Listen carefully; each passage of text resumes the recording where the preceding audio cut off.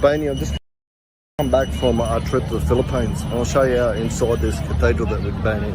Absolutely amazing. Oldest church in the Philippines, 400 years old apparently. Absolutely amazing. I'm looking for a couple of very specific people for a pilot program that'll start next month. People are visionaries who are doing between $2 to $50 million a year with about 10 to 200 employees, and they want to create an extra 1,000 hours in their life in 2023 so they can spend their time building their vision, creating a legacy like that 400-year-old cathedral that I showed you that lasts way beyond them. So if you're a visionary, you're friendly and coachable, or as Joe Polish says, you're an elf. Not a half. I reckon I can probably help you out. Just reach out to me via Messenger with the words pilot program in the message and I'll send you through some details. Alright, I've stopped chasing founders and it's nothing to do with them, it's all to do with me. That video, that is the last time you'll see me post that video because it is not serving me anymore. I come to that conclusion yesterday, reading this book, The Science of Scaling, which this whole ORCA process has pushed me towards this year. Guess what I did episode 75, which was all about who I want to work with. There's 3 specific who's. Where show us all posts. Show all.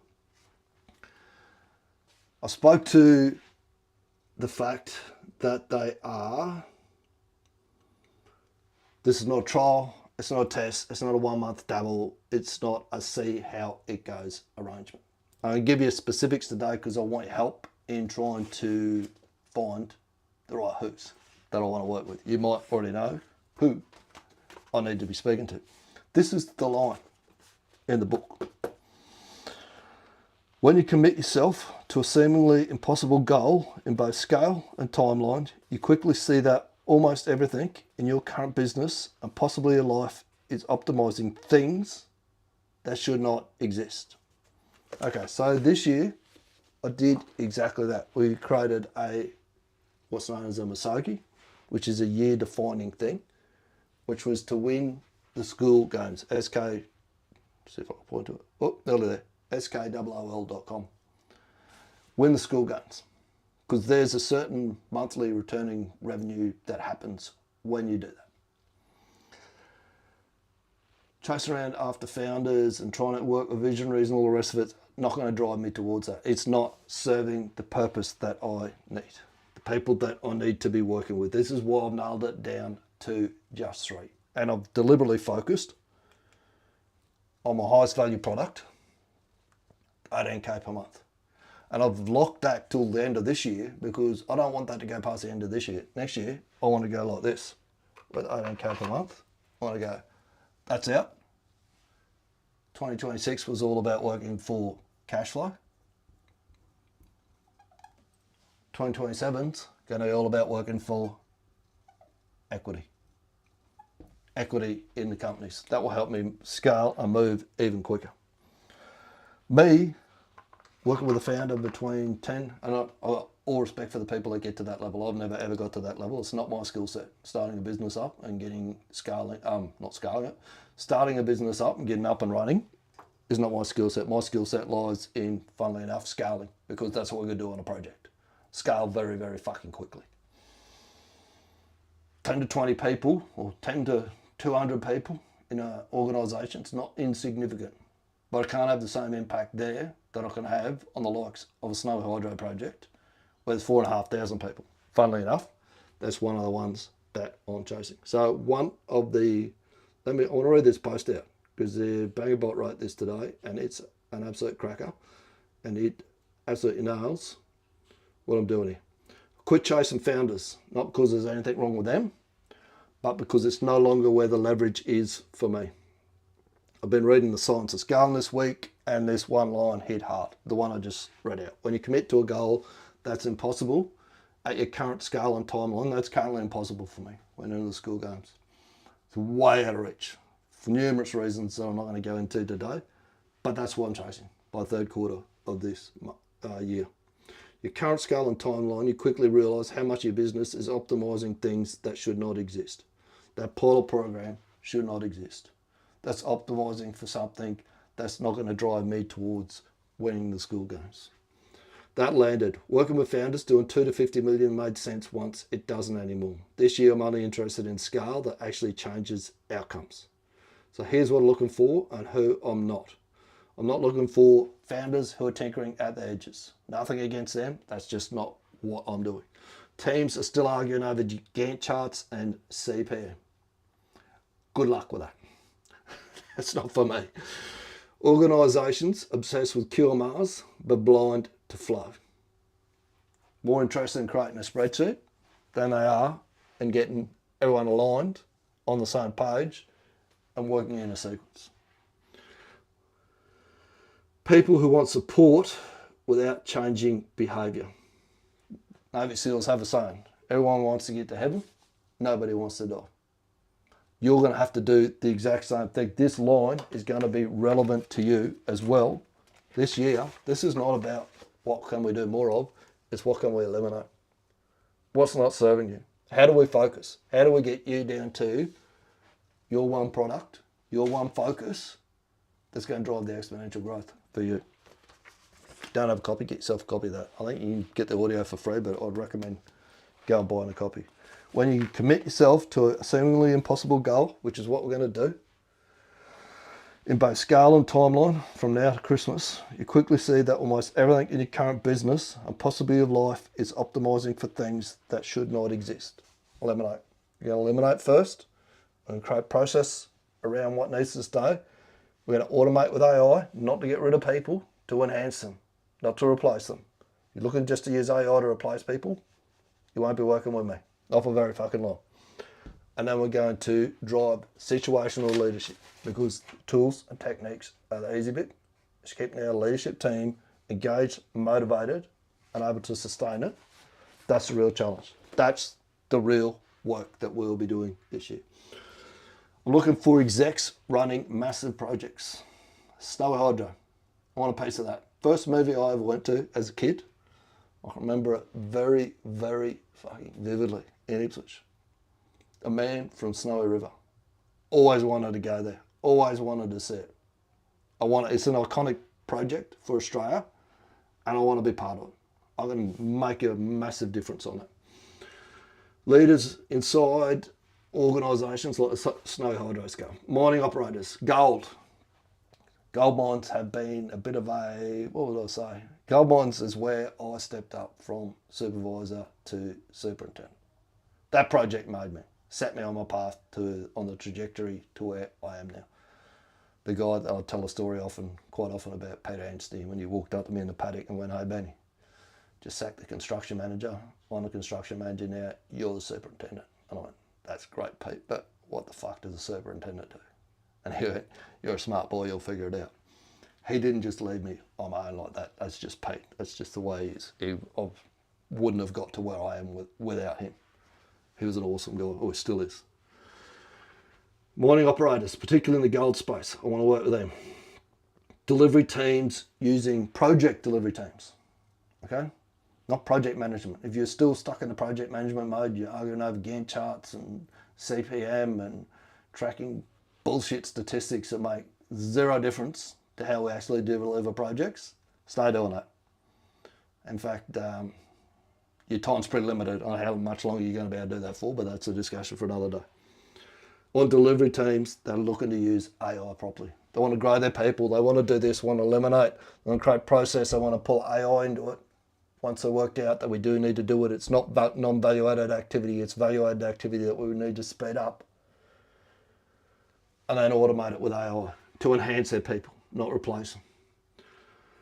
People who understand that alignment beats optimization. We have to find the constraint in the system first. No point in proving something. Peter Drucker said it best. I believe Peter Drucker said it best. There's nothing so useless as doing well that which should not be done at all. Actually, what I have messed up on here, and I'll bring it up right now, is I didn't put the question in here. Hard filter. If you know any exec carrying real scale, I'm going to put this in right now because I should have done this before and I didn't, and I got carried away talking. And I should have had this in here, this question. If you know an exec carrying real scale and real consequence, DM me.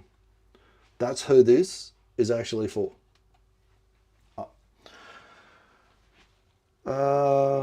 So here's Sunday's question. No, it's not. Sunday. Who do you know is carrying real scale, real complexity, and real consequence and actually wants to do something different about it? Not talking about doing something different, actually prepared to be doing something different like running ORCA. Actually, next week is going to be completely focused on Snowy Hydro. What I do on Snowy Hydro. What I would change, what I would look at first. All comes back to this book here, Team of Teams. What's called an operations and intelligence meeting. And tomorrow, and what I'm doing right now, video. The operation O&I meeting. We're going to ramp it up with school, ORCA, and social media. Believe it or not. One of the core skills that I have, that I use. And do tomorrow, it's going to be called a social media masterclass. What I wish I knew when I started in 2008. So that's 18 years compressed into about 30 minutes. That's tomorrow's live anyway. If you want that one, social media, just DM me social media masterclass. I'll make sure you get the link to it. All right, that's just the general outro. So, if you know an exec carrying a real scale and a real consequence, DM me. That's who this is actually for. Let's do today's ORCA.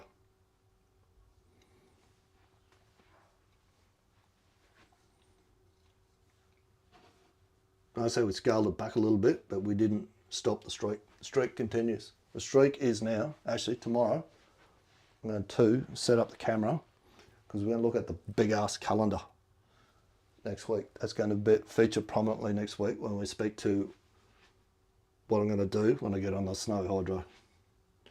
Actually, I like that. What I'm going to do, I need to capture that right now, otherwise that will slip. What I'm going to do,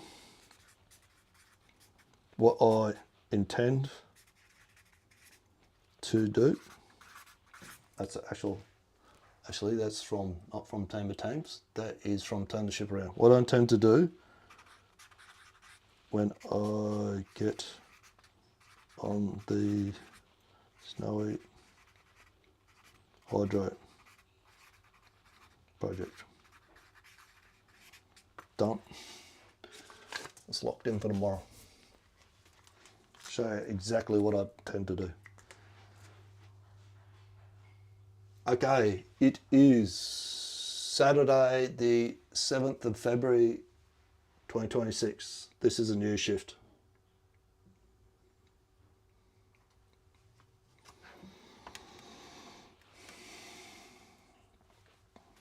This ORCA process will be a big part of it. So it'll incorporate school for a reason, SKOOL. If you haven't had a look at my school program yet, and if you're a founder and you go, I want to see what he's doing and how he's working with these execs, what he's doing for them that we need to know once we're at the next level, jump inside school.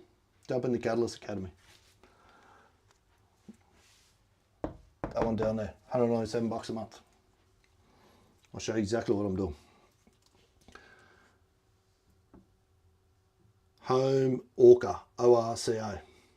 I just can't spend. You can get access to me via this group, but you're not going to get access to me up here in this program where it's one-on-one.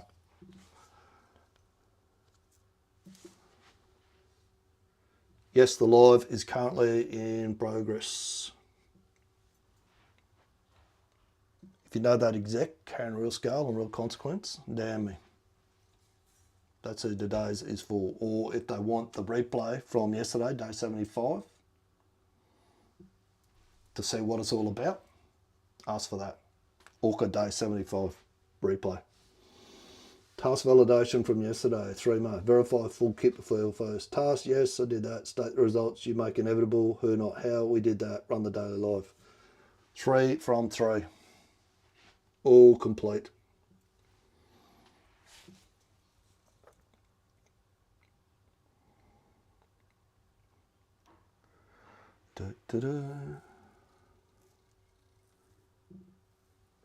This process is what's got me here to this, to work this out, to put the confidence to be able to go, I'm looking for 3 people for that, to speak to it and go, I don't care what anyone else thinks. It was a great Charlie Munger quote this morning, actually.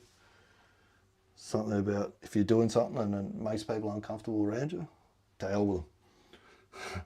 State today's one objective.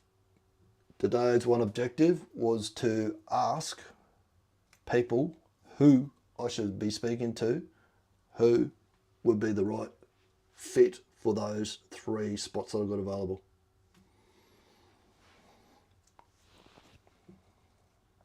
This is how you do a pitch without doing a pitch. Hopefully. Sales pitch without looking like a dick. Apparently, I did a good job of it yesterday, my AI. Because I use my AI as my wingman to write my posts. I use it to plan my week's content. I use it to write posts. Then I'll take a transcript after I've written it and said, this is the intent, this is what I'm trying to do, this is what I want to achieve out of this. And then it gives me a score and coaching on, you did this well, you didn't do that so well, you didn't do that, you didn't do that. So I keep stepping up what I'm doing here with this.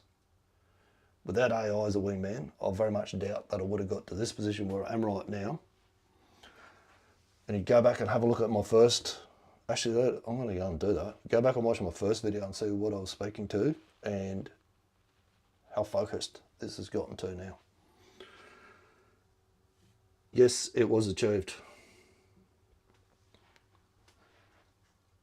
This is probably the most powerful process that I've ever done, ever run. It's focused. This is year of ORCA. This is my objective. Keeping this at the forefront of everything that I do this year. Every day will be an ORCA. I actually get excited when I start creating the post now for life. Like, I'm going to speak to this. Can't wait to get into it. It's a given now. I know when I come home, like I went to the gym this morning, come home, had a shower, did some quick bit of work outside and went, I've got to go and do my daily life. Get that stuff done out of the road. Constraint removed is based on this sentence by the science of scaling, which is when you commit yourself to a seemingly impossible goal on both scale and timeline, you quickly see that almost everything in your current business and possibly your life is optimizing things that should not exist. We're in eliminating at the minute. I've pushed all my other programs back until we have those 3 people in that 18K per month program. That's removed. What do you call it? Constraint removed.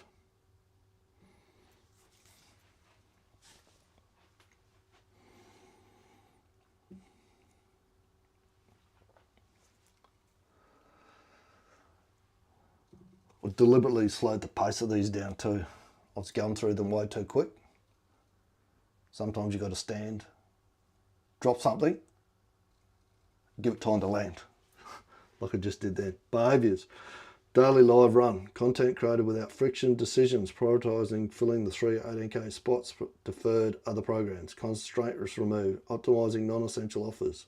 Focus narrowed to who outcome. Wingman use. Wingman for framing and messaging. 3 must-do tasks for tomorrow. Sunday, weekend mode. He didn't ask me if it was weekend mode, he just worked it out himself. Good for him.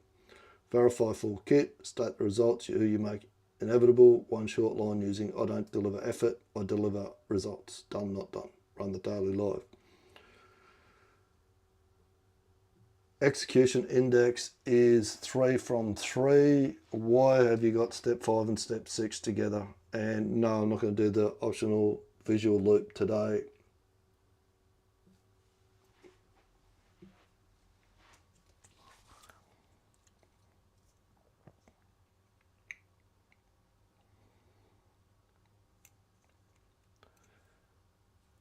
If you notice something about this streak, I don't do it on the days that I feel like doing it. Every single day I do an ORCA. I've streamed every day, bar one in the last 76. That was Christmas Day. That was a deliberate decision not to do it, because the streak was all about keeping ORCA going. It wasn't actually to live stream.